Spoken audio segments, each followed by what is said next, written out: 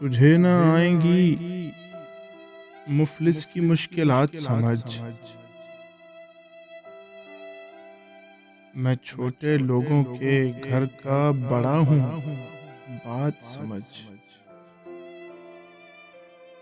मेरे अलावा हैं 6 लोग मुनहसिर मुझ पर।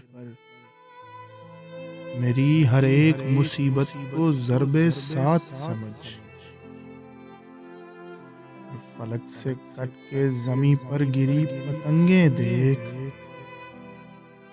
तू हिज्र काटने वालों की नफ्सियात समझ। और शुरू दिन से उधेड़ा गया है मेरा वजूद।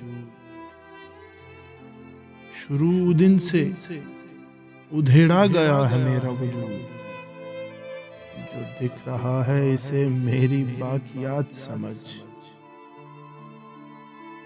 किताबे इश्क में हर आहा एक आयत है।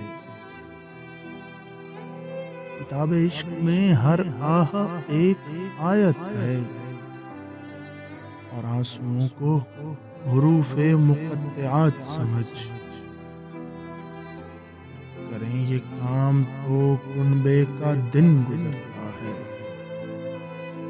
हमारे हाथों को घर की घड़ी के हाथ समझ। दिलो दिमाग जरूरी है जिंदगी के लिए। ये हाथ पांव इजाफी सहूलियात समझ।